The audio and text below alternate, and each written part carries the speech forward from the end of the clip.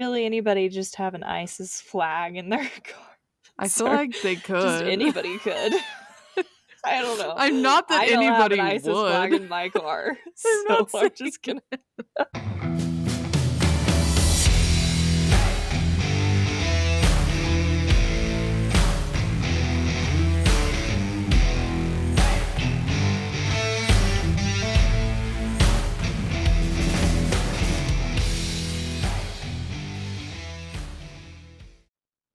Hi, I'm Lila, And I'm Chansey. and this is for Criming Out Loud. Yes, it is. Yes, it is. Hello? Welcome? Welcome.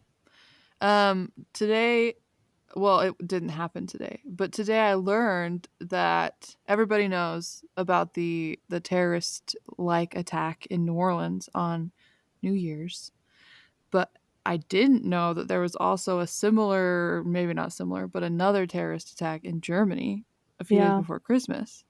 yeah, totally terrible and unrelated, which is crazy. Yeah, just like weird timing. Apparently the holidays are like terrorist timing, I Can't be guess. feeling that joy, right? I mean, Yeah, whatever.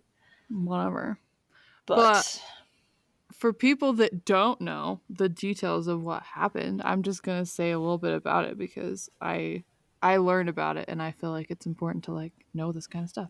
So, on January 1st at like 3 in the morning in New Orleans, a guy broke like in a pickup truck, drove through a police barrier on Bourbon Street in New Orleans and killed like 14 people with his car, like with the truck.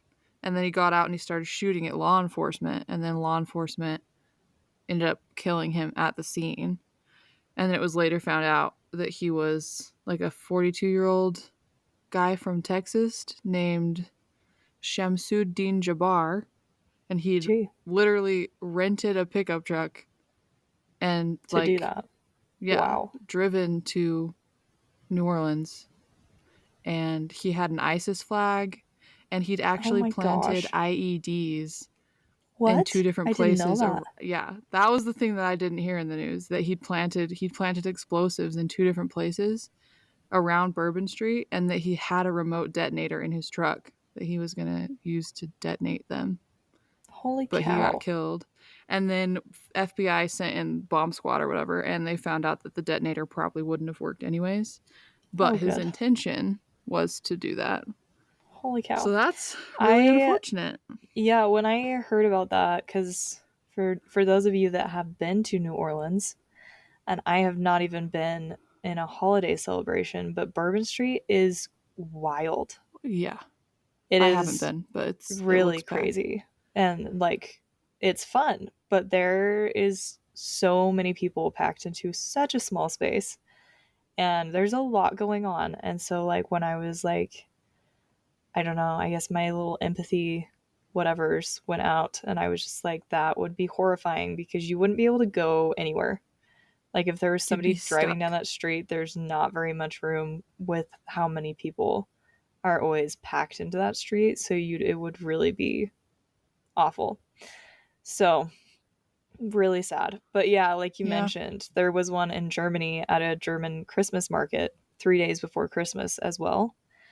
And yeah, it wasn't, I don't want to say it wasn't as bad. How many people died at the one in New Orleans again? 14, I Yeah, think, was so this one the wasn't latest count. quote unquote as bad. Not that you can really say that about these things, but Yeah. um this guy, he killed 5 people and injured like 200 other people. But it was basically the same thing. Like he just drove his car into a German Christmas market and just started killing like people Yeah. by running them over. He Well, that's didn't have a what's gun or anything, but that's what's weird is like I was reading these articles, and apparently that's a thing that ISIS like tells its people to encourages. do, is to use vehicles as weapons. Yeah, well the interesting thing about this guy is that he actually was, so he was like a Saudi Arabian citizen who had Yeah. immigrated to Germany in 2006. Um, but he actually had like become anti-Islamic, like very openly on social media, which was really interesting. Um, So that's and he weird. had kind of like outed like all of that stuff, all of the terrorist stuff. And he claimed on like social media that he was like getting really upset with Germany and how they have been handling their refugees because they've been tightening like border control and stuff. And Okay. so although they don't know like exactly what his like reason was for doing what he was doing, they think it was like a A weird protest? rebellion against the government, I guess, because he apparently has no ties to terrorism, So weird. Well, but that's the other weird. thing. Like the guy um that did the New Orleans attack, they don't have any confirmed like connections other than that ISIS flag in his car, which like anybody could have even if they're not connected to ISIS. But they Yeah, I did mean, but could say, really anybody just have an ISIS flag in their car? I feel Sorry, like they just could. anybody could. I don't know. I'm not that I don't have an anybody ISIS flag would. in my car, I'm so not I'm saying just gonna. I'm just saying like he doesn't have to actually be affiliated with ISIS to have an ISIS flag. I, That's I all I I'm know what saying. you're saying. I just had to point out that most normal I people didn't say that most don't normal support the people cause. would have the So flag, just I'm that they siding with the could. police. That's the point I'm making. I think that Okay. there's probably a pretty Well, the thing strong. is that he went like a month before this attack, he actually went to Egypt, um, which is an ISIS place in some ways. Sorry, It's an it's got ISIS connections place. to the ISIS organization. Like I'm so Sorry, educated, clearly. continue. I'm like the smartest person ever. No, but he went and visited his half brother in Egypt and he was there for like a long time, like a month. And then he came back to the US and then he did this. So they're investigating whether something happened in Egypt or he was exposed to ISIS in some way in Egypt Oh that yeah, radicalized him and made him act the way he did. no, that's But they don't have interesting. anything yet. So, because they don't know why he did it either, other than like, terrorism. But they were Yeah, trying to see if there was like a legitimate connection between him and ISIS. So, hmm. I don't know. There you have it. Bummers That's, at Christmas time yeah, some and really New good holiday Year's. news for So, everybody. What a way to which will kick off be the new year. old news because by the time this I know. releases, it's like It'll mid be 2 January. weeks. Yeah, So, it'll be 3 weeks since it happened. But I just figured I would talk about it. It's timely for me because it just happened like 4 days ago. true. So, So, um, luckily, the story is not about terrorism, but it is booyah. about murder. So I don't Awesome. know. I don't know if it's better. It's probably equally not as fun. But um, today I'm going to talk about the murder of Faith Hedgepeth. This is an interesting case, I think. I don't know why, but it's always stuck with me. I think it's probably one of the first true crime cases that I heard when I first started my true crime journey, if you will. But this case is solved ish, but there's not a lot of like satisfying answers yet because it's recently had some updates. So I'm gonna jump into it. Don't be mad when it doesn't have like a super tied up ending. Sorry, everybody. So this is about Faith Hedgepeth. Faith was an undergrad student attending school at the University of North Carolina at Chapel Hill. She was born in 1992 and she was raised by her mother. And when she was in high school, she was an honor student, she was a cheerleader, she was parts of lots of different extracurricular activities and clubs, and she was basically just a very well rounded individual. And after high school, she was awarded the Gates Millennium Scholarship so that she could go to the University of North Carolina at Chapel Hill, which is a real mouthful, just so Yes, it everybody's is. aware. Yeah, it's like 12 It's words like later. 85 words. That's why I said it like University of North Carolina at Chapel Hill, because it's long. Um, and she was hoping that she would be the first person in her family to graduate from college. She was going to be a first generation college graduate. And she was studying, she wasn't sure exactly which route she was going to go, but she wanted to be either a teacher or a pediatrician. So that was her dreams. And she went to college for 2 years before tragedy struck. And she'd been doing really well in school, but in the spring of 2012, she decided to take a semester off. They're not really sure, like, nobody really said any reason why. I kind of got the vibes that it might be because she like needed to save money or something like that, but I'm not sure. Could be, could not be. But even though she wasn't in school, she stayed in Chapel Hill through that spring and into the summer. And she was like basically just waiting for the fall semester to start so she could keep going to school. And at the time, she was living, like, even though she wasn't going to school currently, she was living off campus, not far from the university. And the apartment complex was called Hawthorne at the View, which sounds Well, fancy, but I doubt fancy. it was. Just based Student on, housing never is. yeah, well, I don't think it was student housing, but it was probably Oh, cheap housing, like real yeah. cheap housing. Either So, way. yeah, it was definitely a temporary living situation. She was sharing it with one of her friends named Karina Rosario and Karina's boyfriend, Eric Takoy Jones. And That's her a and cool name. Karina, I know, right? He's not a cool person. Oh, Just a heads up. dang it. Yeah, not fun. Faith and Karina had been friends since freshman year, so they'd known each other a couple years. They hung out all the time. But the living situation like wasn't ideal because Karina and her boyfriend had like a very, very rocky relationship, to say the least. Oh, awesome. And it wasn't uncommon for domestic violence to be involved Oh, in their relationship. no, Eric is not cool. I take He's back not cool. everything I said. Eric Takoy Jones is a dirtbag. So eventually, Karina was like, she was done with the abuse basically, and she broke up with Jones. And he moved out of the apartment. And unfortunately, that didn't stop him from continuing to be a toxic jerk. He, in July of 2012, while Karina and Faith were living together, he tried to break into their apartment multiple times. Even after Karina changed the locks, he kept trying to break in. And so, which is Dude, have just a like chill. Just move terrifying. on. It's just terrifying. Like, don't break into somebody's apartment. Like, just don't do that. I would move. Why? Just being honest. I would move. I think you, yeah. But I also would they're like, disappear. these girls are 19 and they probably don't have a lot of options. So, It's true. That's true. I don't know. Faith was a really good friend and she encouraged Karina to go and get a protective order, a restraining order against Jones. And she actually drove her to court so that she could apply to get this.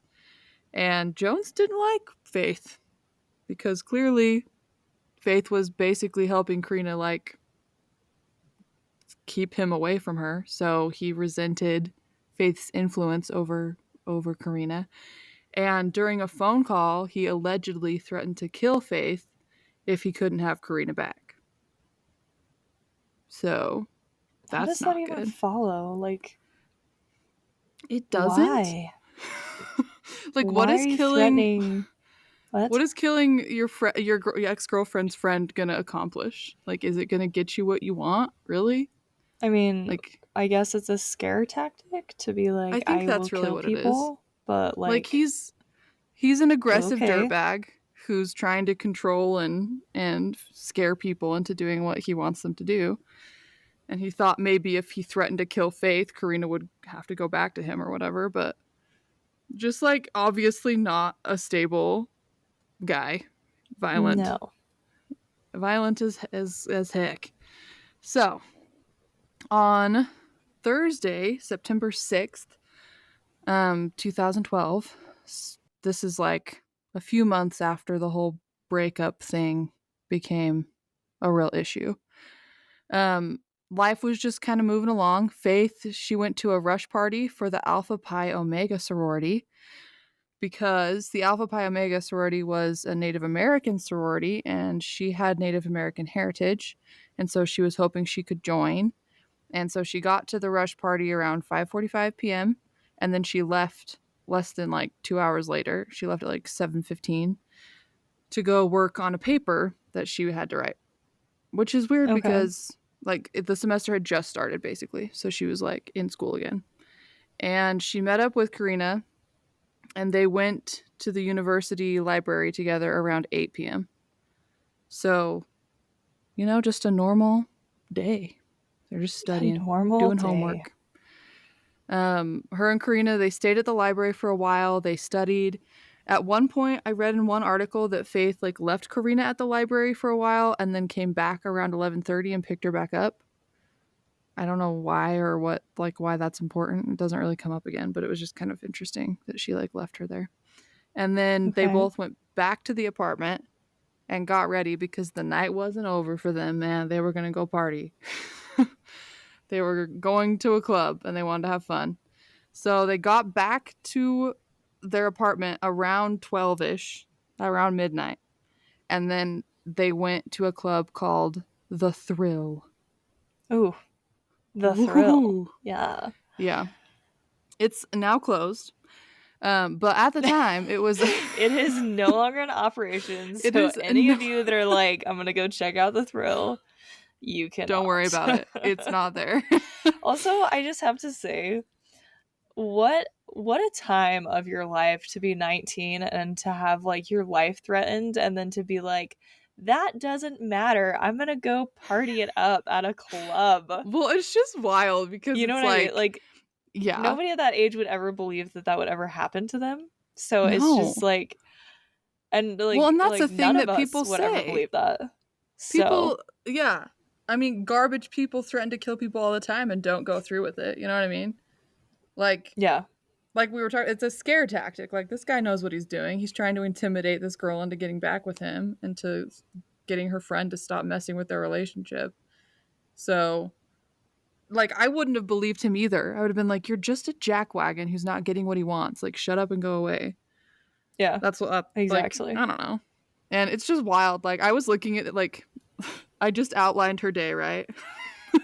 Like 5:45 she goes to a rush party and then she goes and does homework for a few hours and then at 12:40 a.m. that's when they get to the club. I'm To like, the thrill. I would be so asleep. I'd be so asleep. Like even in Even college. as a college student, I was not that wild, but No, like my nobody's bedtime surprised. was midnight. I went to bed at midnight and I got up at 8. That was But just my these life. girls, they are living it up. They're getting the full college They're experience. living it. I didn't do that.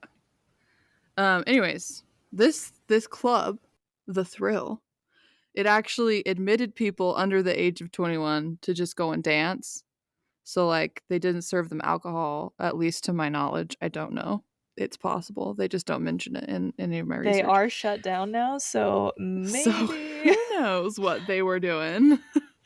It's possible. But that's why they were able to get in without no, like they didn't have any issues because they were 19, but it was allowed. So they danced for like an hour and a half. They were at this club. And then Karina said that she started to get kind of sick. She had an upset stomach and she wanted to go home. And so cameras at the club show Karina and Faith leaving around 2:06 a.m. So they left the club. They'd been there for like an hour and a half. And by 3 a.m., Faith and Karina were back home at their apartment.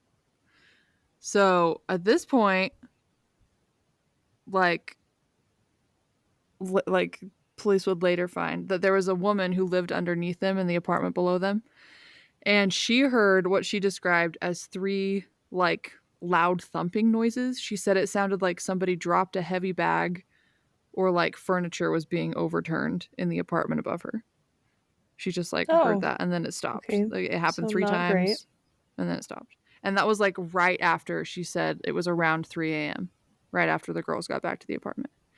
Okay. So then at 3:40 a.m., A text was sent from Faith's phone to a guy named Brandon Edwards, who was one of Karina's exes.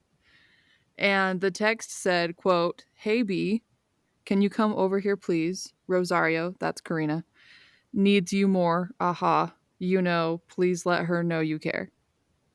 So that doesn't make a lot of sense because there was some typos in there. So I'm going to read like what it was actually supposed to say, they think.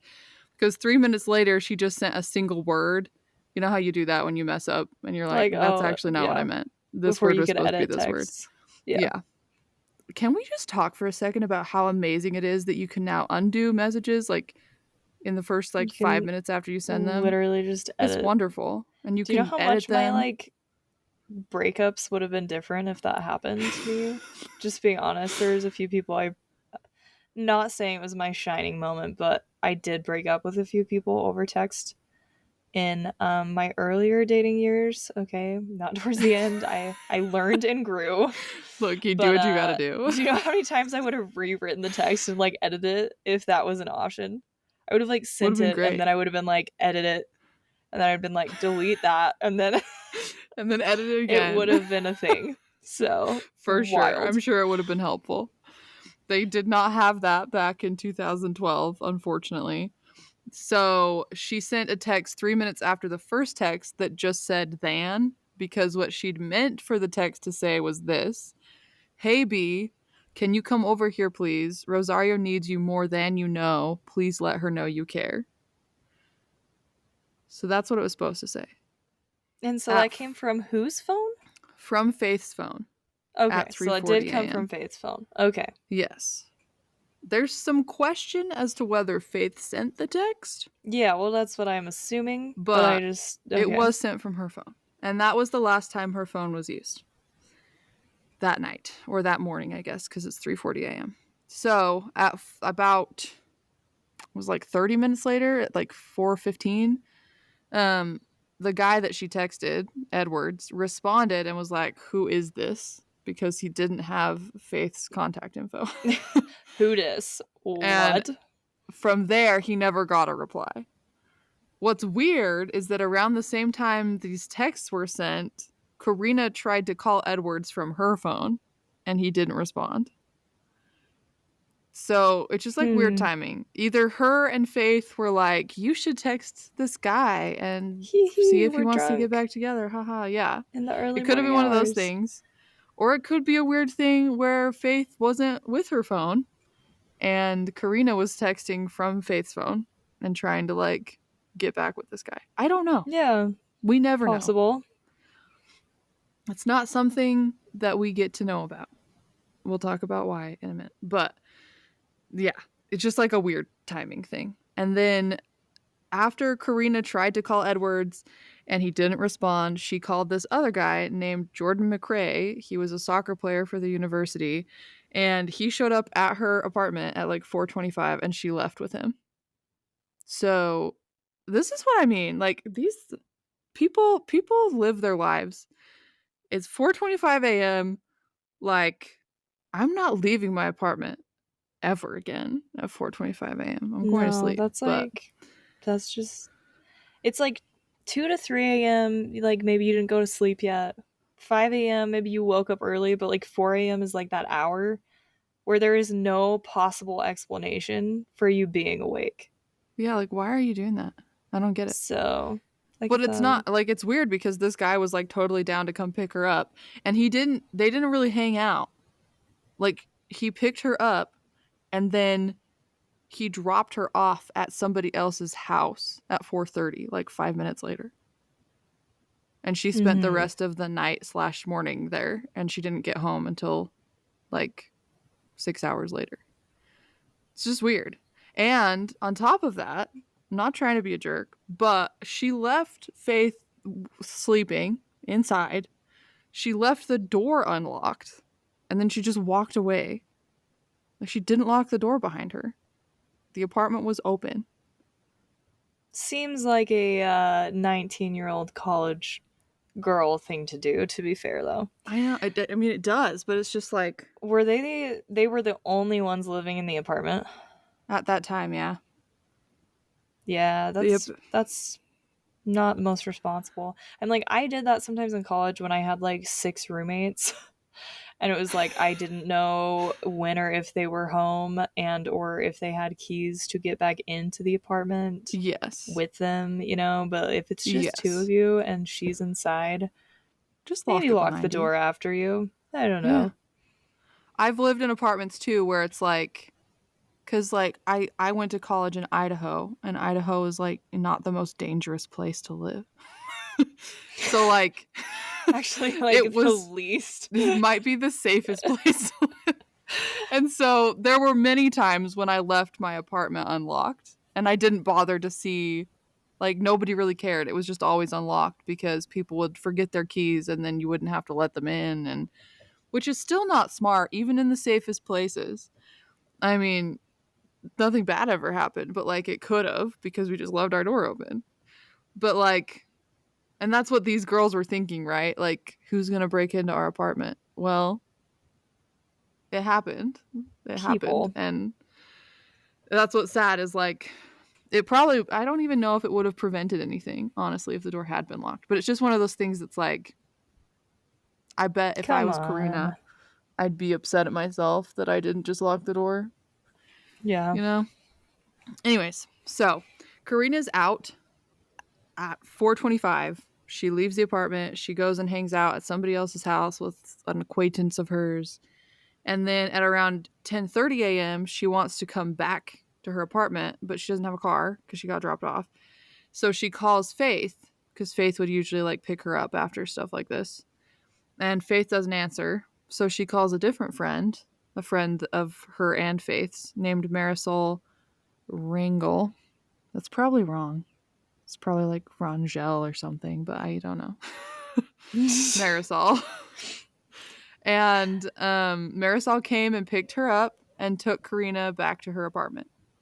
So shortly before 11 a.m., they both went into the apartment and they called out for Faith, and they didn't get a response. So Marisol took the lead and walked into Faith's room, and what they found was really, really horrifying. Oh They no. found Faith's body was covered in blood. She was nude from the waist down, and she was like half wrapped in a quilt, Whoa. and she was completely unresponsive. Oh my And gosh. they like called 911 immediately, obviously. And the 911 call lasted for about 8 minutes, and we'll talk a little bit more about it, but there's some weird things about this phone call, this 911 call. But we'll talk And about it in a who second. made the call? Was it They think it was Karina. The person that called identified themselves as Karina. as Karina? Yes. But Okay. some people think it was actually Marisol. We'll talk about it. Okay. Um, just some people, not everybody. Anyway, so the 911 call gets made, and police immediately come to the scene. And I'm just gonna give like a little disclaimer here because this is usually the part of the episode that to me is the most interesting, is like learning about the investigation. This investigation is weird because the police basically shut this whole thing down, and there was no public announcements about progress with this case. The town got a court order to seal all the records involved in this case from the very beginning. So it just like What? wasn't public record in any way. They've Why would released they bits do and that? pieces throughout the years, but initially, like, there was nothing about anything. I don't know why they did it. They never really gave an explanation. I'm not sure. I'm trying And to think about how that benefits. Like maybe as a college town, they're like, we don't need people thinking this is unsafe. Nothing probably bad there, happens who here. knows? I don't know. Um, Okay. Either it's like just an interesting police tactic, but the thing that's like weird is that they hadn't done this with any other murder investigations in the area. Like, this Mm-hmm. wasn't their standard practice. So it makes me Okay. think there was something different Something about was this different. case, but I don't know Yeah. what it is because it's never been shared, you know? Like, we've learned some details. We know like the basics, but we don't know a lot of stuff. And sometimes that's like a really good thing that police keep pieces of the investigation to themselves. But it's been like a hot minute since this happened now. And they've released some things, but there's still things that they're not releasing to the public, and it's just a little weird. So, yeah. Anyways, let's get into what we do know about the investigation and what happened that night. So, police came to the scene of the crime and they started trying to piece together like a timeline and what happened and when Faith had been attacked and that sort of thing.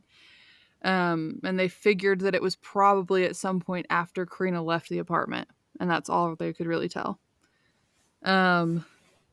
Which is, we didn't know until like 2015 when they released the autopsy report, which is like 2 years after this occurred. So, basically, they found that there was blood splatter throughout her entire bedroom. Faith's room was like splattered with blood, and it seemed like Faith had sustained some kind of head trauma, but they weren't sure exactly how.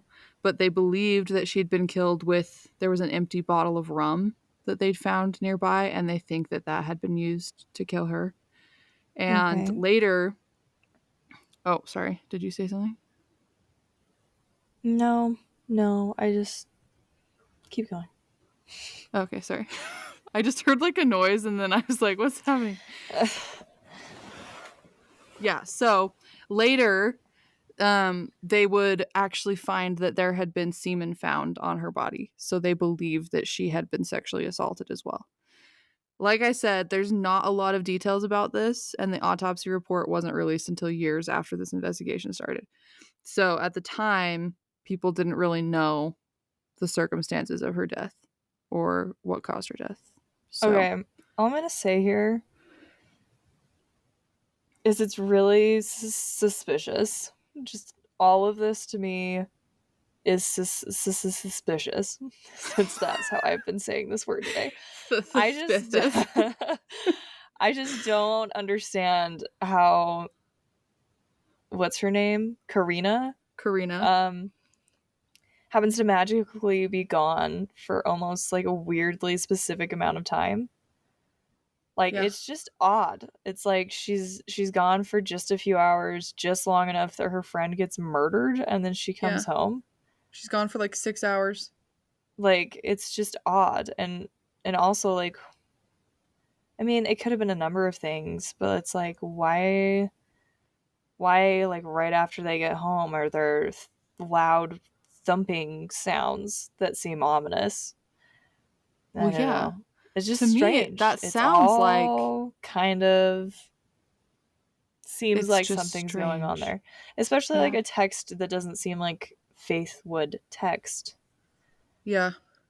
Because like I'm just saying, if Karina was involved in this, which to me at this point, having not heard the end of this case, sounds like she might be.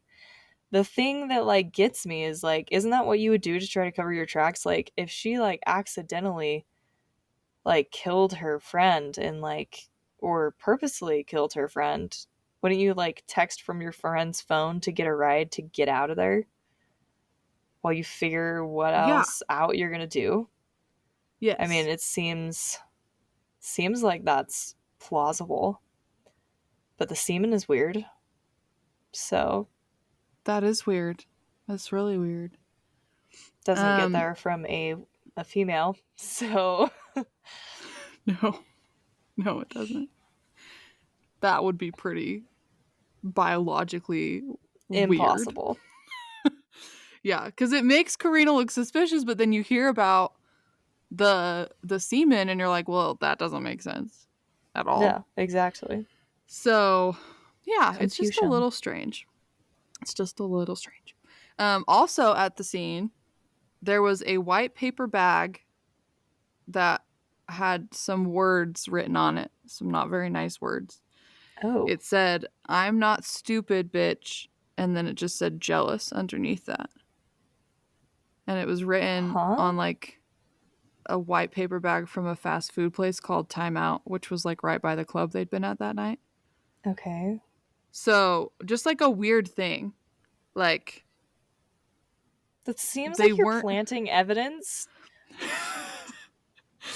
seems just to make somebody strange. look, because nobody that murdered anybody would ever leave that note behind. Why It's would you just ever leave a dumb. note? Like, especially because jealous doesn't even tie in to the rest of the message. It's like somebody was deliberately trying to point a finger at Eric. Yeah. They're like, That's all ding, like ding, literally what it ding. seems like. Because that sentence doesn't even make sense. It's just like I'm not stupid and then underneath that it's like jealous. The jealous is just like written there for no Yeah, reason like, without any what? context. Did they test the semen? They did. And they were able to like put a DNA profile together, and we'll talk about that. Because the first thing, obviously, like you were saying, that police start looking into is Eric Takoy Jones, Karina's ex-husband, or not ex-husband, ex-boyfriend. Because they started investigating and they found that like he had threatened her, and so they started talking to him, and they questioned him, and he was adamant that he had nothing to do with it. And they were like, okay, well, if you didn't have anything to do with it, then give us some DNA. And he was like, okay, fine. And he gave them the DNA, and it didn't match the profile. It wasn't Are you him. really? Okay, well, this just makes me believe that it was Karina all along. How did she get Because, semen on the well, body? how she, okay, first off, Unless, they went partying. What if she yes, got that semen she could have just had on sex. her own? It's totally Totally possible, and they haven't possible. ruled that out. But we'll get into it, and I don't think that's what happened, but we'll get into it. So when Eric Takoy Jones didn't pan out, when he got ruled out, detectives were like, okay, we got to do something. So they actually did something cool here. They used a genetics company. I think it was Ancestry, but I'm not sure. So don't quote me. But they used a genetics company to help them figure out like the heritage, the ancestry of who the killer was. And Okay. they were able to find out that he was Native American. He was a Oh. he, first of all. The DNA was male because it was semen. But he was a. They were Sorry. like. They I'm kept. dying at the clarification that had to happen I for know. that I one. feel like I just had to say it because they said it in the thing multiple times. They're like, it was a male DNA profile. I was like, isn't that A just given common when we're sense? looking at semen. I'm It's a confused. semen sample, so yes, it would be male. I don't understand. Anyways, for some reason, articles were like, it's a male DNA sample. Really? I had no idea. Anyways, they found out that the killer was Native American and also potentially had some European and Latino heritage as well. Okay. So that kind of helps them narrow it down, but like not a whole But ton not because a ton. you can't just like racially profile people. That's not how life works. So it didn't get them anywhere. Despite what they did know, which they weren't sharing with the public, the investigation went cold. Like there was nothing going on. And there was a lot of speculation about why the case was sealed. There still is not any reason given by police why the case had been sealed from the public. They never said anything about it. And it took 2 years before police finally started releasing like a few details. In 2014, they released the autopsy report from Okay. Faith's autopsy. And they also released a recording of Rosario's, they call her Rosario, but I called her Karina. So Karina Rosario's 911 call, they released that recording, and they released a couple other things that they hoped would like help, but they didn't. So nothing really came out of it. But people started to speculate about the 911 call that Karina made. Okay, Because once they pause. listened to it, it was just a little interesting. Autopsy. Was there any like details No. that The were only not previously details, known? no, there weren't. It was literally just she died from head trauma with a blunt object that they believed was that bottle that they'd found in the room. and that Mm-hmm. they couldn't figure out whether or not she'd been sexually assaulted. They didn't know. And there was no fingerprints on anything? Not that they released at that time. Okay. Back to the 911 call. Back to the 911 call. So this case is frustrating because it feels like there's probably things that we don't know about that the police are just Yeah, like there keeping for a obviously rainy has to day. be. Yeah.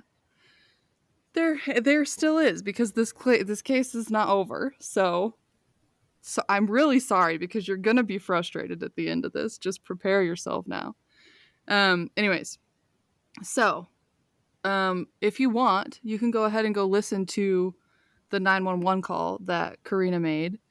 It's 8 minutes long, and I didn't listen to the whole thing. I just listened to pieces of it. But it's a little bit, it's hard to understand her because the person making the call is like sobbing the whole time, which makes sense because you've just found your friend. Yeah, very traumatizing. Yeah. And it's a bloody But scene, so exactly. The weird thing is that a lot of people think that the caller doesn't sound like Karina. They think that she sounds like Marisol. So some people think Marisol made the call, because if you listen to it, the 911 operator asks for the caller's name multiple times and gets a lot of hesitation back. Like, they don't want to give her their name. And so eventually, after like quite a few hesitations and being asked multiple times, the caller finally says their name is Karina.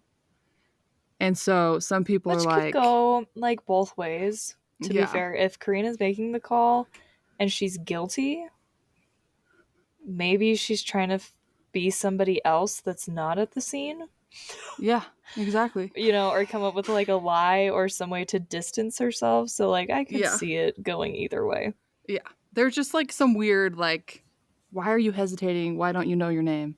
But it's also like nobody knows how they're going to act in Yeah, those that's why situations until these they're there. are always hard. Yeah. So yeah, that's why I don't put a lot of stock in these like analysis. Like, people analyze these 911 calls and they're like, this person's guilty based on the tone of their voice and the timbre of this specific line. And it's like, no, you don't know how people act in these situations. And it's pretty No. clear, like, that whoever made this call was like sobbing, like crying a lot. And the other weird thing that a lot of people harp on is that the 911 operator, and I do think this is weird. I'm going to preface that because I think this is weird. The 911 operator keeps asking Karina to check and see if Faith is alive. And she doesn't want to do it. She keeps saying, I don't want to touch her body. I don't know if she's breathing. That's And the really 911 operator strange. is like, can you please go check and like just make sure? And she keeps basically like pleading with her to just go check on Faith. And she doesn't want to do it. And so there's What? just like some weird, like, she's very hesitant. And like she keeps like just crying and crying. And the 911 operator's like, please, can you see if she's breathing? Can you check her pulse? Nothing. She just like doesn't want to do it. And eventually I think she does. But like it takes her like 5 minutes to like follow Yeah. through on what the operator says to do. And it's That's like, wild though too, because I'm like, just obvious. I haven't made it obvious at all who I think did this. Because if Karina did this, um, you think that that's like an easy out for her to have like her fingerprints on the body, and for them to just be like, oh, she's checking for a pulse, and that's why like there's evidence of Karina being here. You know yeah, what I mean? yeah, It'd be like a really good cover. it would be if she's the one that killed her. But if I she's don't not, think she even if is. she's not, I I don't think she knows care. something, But but I don't think why? she killed her. This is the thing that I don't get though. Why in the world would you ever not want to see? I mean, I get that it's scary, like your friend's dead, but wouldn't you like, Want to if you know? care at all about that person, wouldn't you want to just make sure that you couldn't save their life? Yeah, just like double check. Just like make sure there's no possible way. The only reason the reason it's suspicious to me is that if you knew for sure she was dead, I You could wouldn't see not need, wanting to do it, because it's not wanting like, to check, because you know she's dead. yeah, and not to play also the devil's advocate the other way again, but you could also say sometimes it's very apparent that somebody is dead.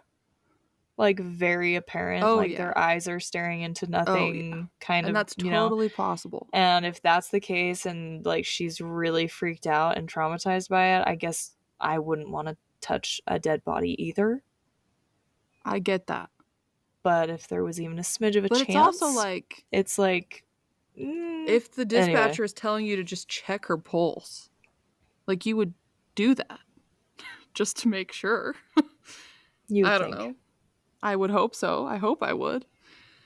And again, like, just a reminder, just to play even more devil's advocate, Karina was 19 years old. This would So be this is a really lot. scary.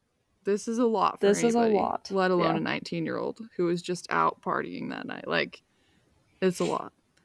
So, there's also one other weird piece of evidence that came out later. This, I think, came out in around 2016, but I could be wrong. Basically, a voicemail came to light.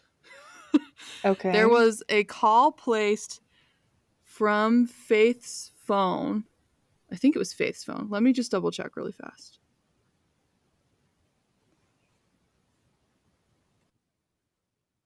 Yes. There was a call placed from Faith's phone to one of Faith's friends, a girl named Auna Chavez.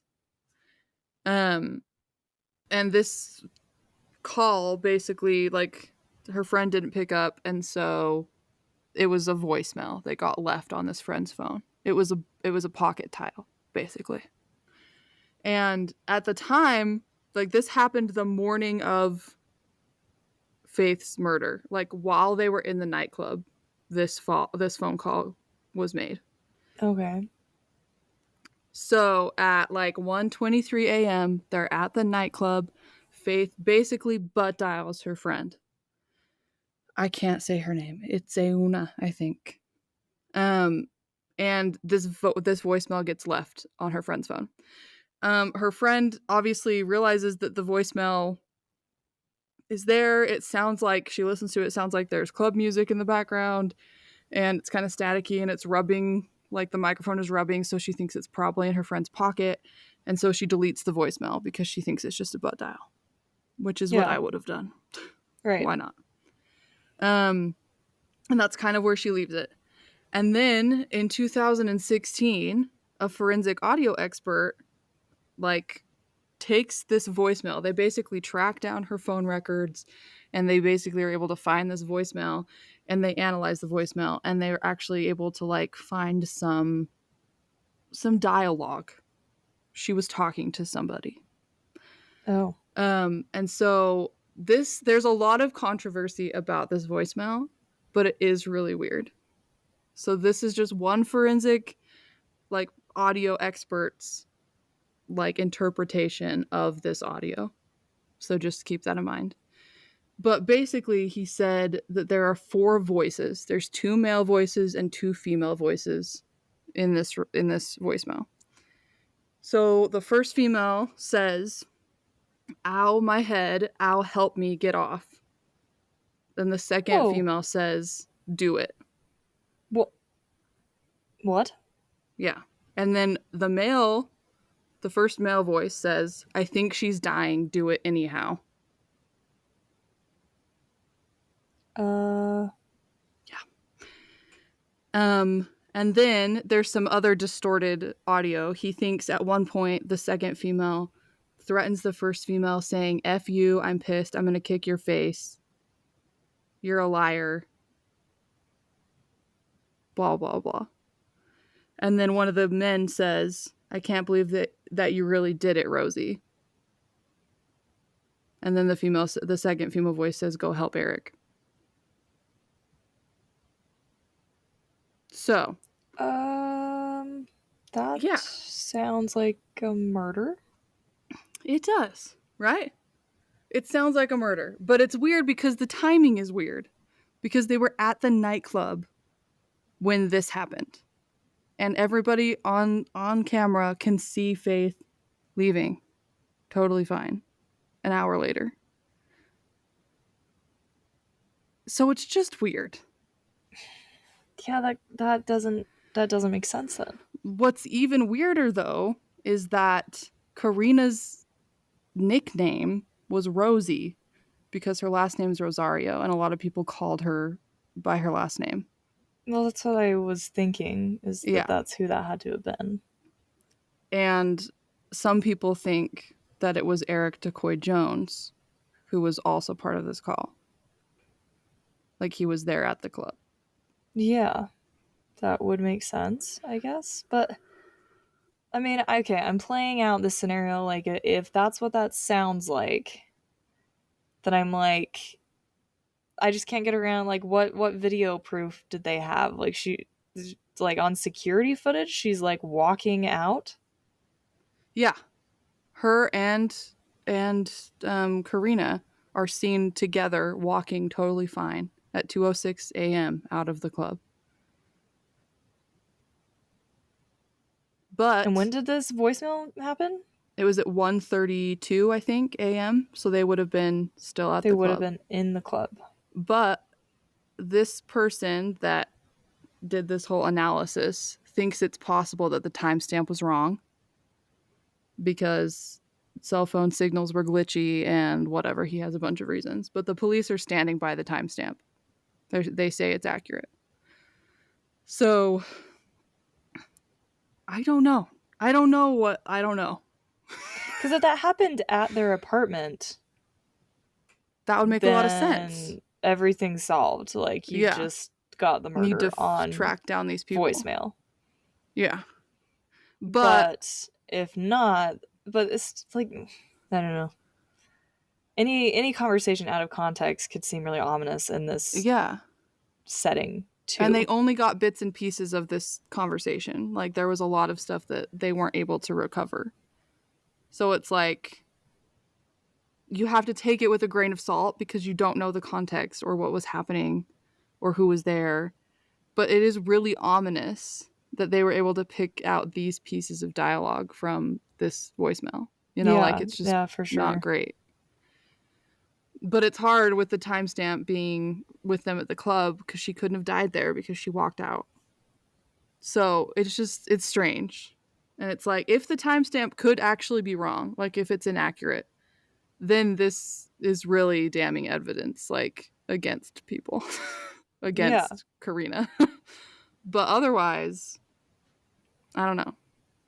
So basically, that's where we're at. This voicemail comes out and then nothing really happens because it's not really enough evidence to move against anybody. Police are still investigating. It's still an active investigation. And it wouldn't be until 2021 that any movement would happen in the case. So it's been like 9 years now since it happened, basically. And in September of 2021, a man named Miguel Enrique Salguero-Olivares is arrested. And they charge him with Faith's murder. Oh, right out of the blue. Right out of the blue. Who was this man? And here's why. His name is Miguel, and that's literally all we know. Well, that's what I'm saying, but like I got a name, but like this who is the heck the part, is this guy? This is the part you're going to be frustrated about because we don't know. He'd been arrested a month earlier for drunk driving, and at that time, police had taken his DNA, and it matched Faith's case. So this was literally just out of the blue. He had no connection that they knew of to the case, and they matched his DNA. So is that why they arrested him? Because if he didn't have any connection, then they think they matched his DNA to the case, not just with his DNA, but they also matched his handprints to the handprints on the murder weapon. Oh. So they hadn't released this until they arrested him, but they had found like straight up handprints on the murder weapon on the glass bottle, and they Okay. matched his handprints. And there was no reason he So would have been in their apartment. no, not that they've released. I have no idea, because this was like 4 years ago now, and there have not been any other updates about motive, about connection to the case, about Has he anything. gone to trial? Not yet. His court date is set for this month, so hopefully we get some updates. But Yeah, we'll have to follow this one yeah, because we'll keep everybody updated because I I want to see like, what happens. yeah, I'm unsettled by that because I mean, I guess it could have been a random wandered in rape murder, but that just What seems I'm so perfectly timed. I know. Well, I'm wondering. This is just me.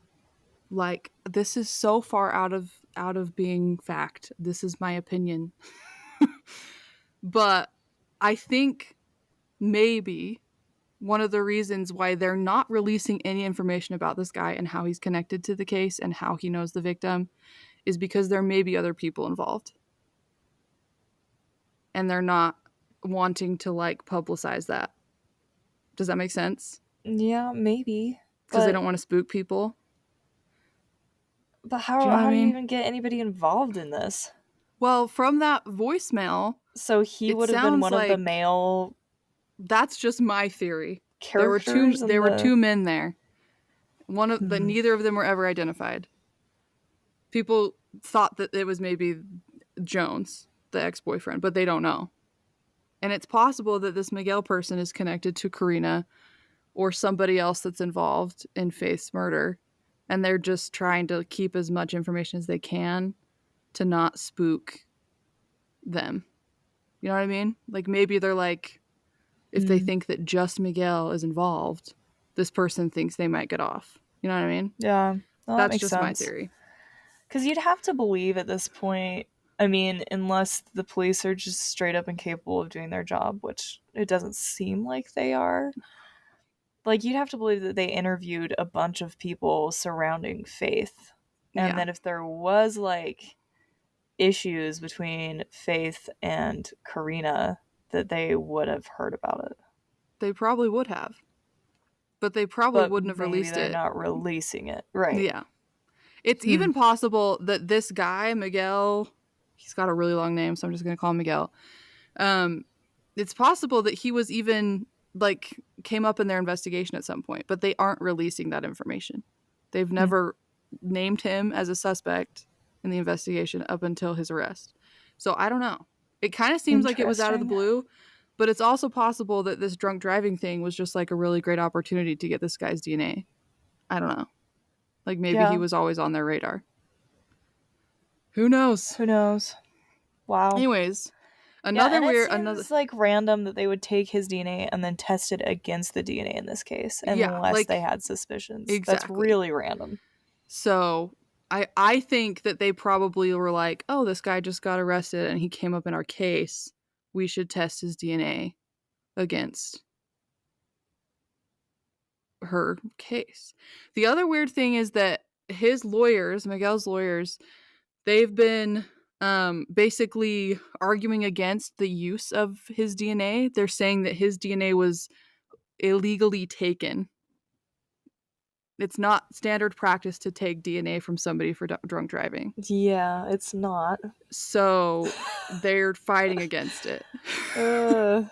That's Which it's possible that they'll win that because it's not normal to just take somebody's DNA. well, it sucked because it'd get thrown out, and then they'd like know that he was They'd have involved no and have connection. nothing. Yeah. But don't they normally fingerprint you? Yes. Which So is the why fingerprints I think would stand. yeah, they would stand. It would just be it would make it harder when you didn't have the DNA to back up all of your other evidence. Yeah, that's fair. But who knows? Man, There's no wild. updates on that. I'm gonna be waiting to hear the end result Yes, on this one. same. Another just this last update. When he was first arrested, he was just charged with murder, right? But like, I think it was November of this year, they updated his charges and they added 3 more charges to his initial charge. So they're also indicting him for first degree rape, first degree burglary, and first degree sexual offense charges. Wow. So That's they're a lot. upping which means to me, they wouldn't charge him with that if they didn't have evidence that they thought was going to hold up to Well, support and that. the burglary thing is interesting. Like, Yeah, is that just then? Like, is that them saying they think he like broke into the house? I think so. And, huh, I think so. So, interesting. I don't know. Just a weird case. That's the end of it. That's all we know. That's it. That's all. That's it. Hopefully, we learn a little bit more about what happened that night. And a part of me is so convinced that Karina is involved. It's just like a gut feeling, even though there's not like a ton of solid evidence, but it just seems weird. It just feels weird. It feels weird that she would have. Yeah. I don't know. It also feels weird that, like, I don't know, I'm just thinking about this, but it feels weird to me that, like, her ex boyfriend would have had his phone on at that time in the morning to come pick her up. Yes and no. You know what I Like, mean? I don't know. Like, could he have been the other, like, male involved? I Who knows? Or it could have been Eric. Can't rule Nobody anything knows. out. Nobody It is knows. We could sit here and strange. do this all day. I know. But it seems like this group of people that were hanging around, like it was pretty standard practice for them to be up at those hours of the morning. She Yeah, called I like guess 3 so. different people to come and like get her Yeah. that night, and she was able to find somebody. So I don't Yeah. know. I don't know. It is really strange to me that there's so many people awake and driving around at 4:30 in Yeah. the morning. But I guess I was just But never that wild. I So, just wasn't a wild person. I wasn't a partier. So, anyways, that is the case of Faith Hedgepeth. Hopefully, this year we get some more details. If we do, we'll keep you guys updated. keep you in the loop. Keep you in the loop. I'm going to set up a Google alert for Faith Hedgepeth so that I can There get you go. updates. All right, well, tip of the week. Just like, please keep all of your random voicemails and butt dials that you get from people because they could help Yeah. solve a murder someday. Amen. Don't delete anything. Do it. Do it. We need those timestamps. Yeah, we need them. Stay frosty, y'all. Bye.